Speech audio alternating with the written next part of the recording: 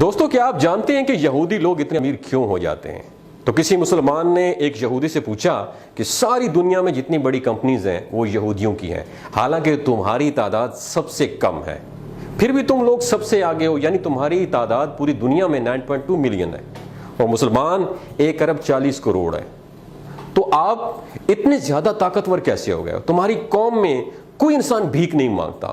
تو اس پر یہودی نے جو جواب دیا، آپ نے دماغ کی کھڑکیوں کو کھول کے وہ جواب سنا ہے۔ اس نے بتایا کہ ہم اپنی زندگی ان 3 اصولوں پہ گزارتے ہیں۔ نمبر 1، ہم اپنی زندگی علم حاصل کرنے میں لگا دیتے ہیں۔ نمبر 2، وہ کہتے ہیں کہ ہم اپنے بچوں کو بچپن سے ہی بزنس کرنا، تجارت کرنا سکھاتے ہیں۔ نمبر 3، ہم اپنے اندر بھائی چارگی پیدا کرتے ہیں، ایک دوسرے کو سپورٹ کرتے ہیں، اور یہودی دنیا میں کسی جگہ پہ بھی رہتے ہیں تو ایک دوسرے سے کنیکٹ رہتے ہیں، اور چاہے ہم کتنے ہی بڑے کیوں نہ ہو جائیں، ہم اپنے مذہب کے لیے صرف کام کرتے ہیں۔ اور ہم نے یہ ساری چیزیں، آپ کو پتہ ہے کس سے سیکھی؟ یہ یہودی کہہ رہا ہے، وہ بتاتا ہے کہ ہم نے یہ ساری چیزیں تمہارے نبی کریم صلی اللہ علیہ وآلہ وسلم سے سیکھی ہیں۔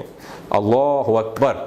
دوستوں، یہ باتیں آپ کے ساتھ شیئر کرنے کا بنیادی مقصد یہ ہے کہ دوسرے لوگ ہمارے نبی کریم صلی اللہ علیہ وآلہ وسلم کو فالو کر کے کامیابی حاصل کر رہے ہیں، اور ہم مسلمان ہیں جو کہ دنیا والوں کو فالو کرنے میں لگے ہوئے ہیں۔ تو کامیابی چاہتے ہو تو اپنے نبی کو فالو کرو، دنیا میں بھی کامیاب رہو گے اور آخرت میں بھی کامیاب رہو۔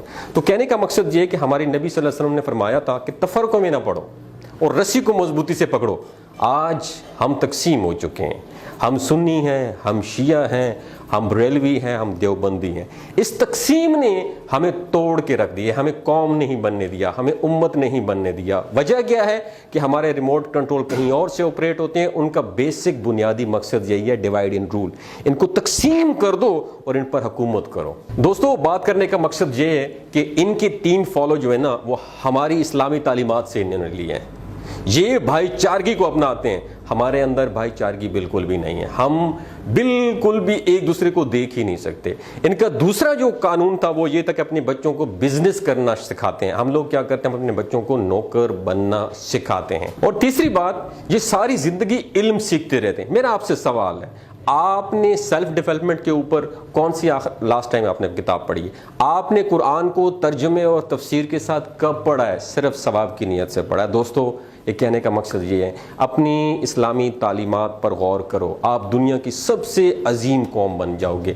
ان سب کے اوپر حکومت کرو گے جو صرف تھوڑے سے ہو کے آپ لوگوں پہ حکومت کر رہے ہیں۔ اپنا اور اپنے ساتھ جڑے رشتوں کا خیال رکھیے گا۔ اللہ حافظ۔ آپ نے سیلف ڈیولپمنٹ کے اوپر کون سی لاسٹ ٹائم آپ نے کتاب پڑھی ہے؟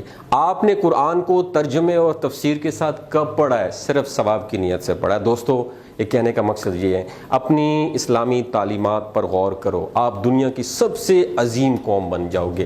ان سب کے اوپر حکومت کرو گے جو صرف تھوڑے سے ہو کے آپ لوگوں پہ حکومت کر رہے ہیں۔ اپنا اور اپنے ساتھ جڑے رشتوں کا خیال رکھیے گا۔ اللہ حافظ۔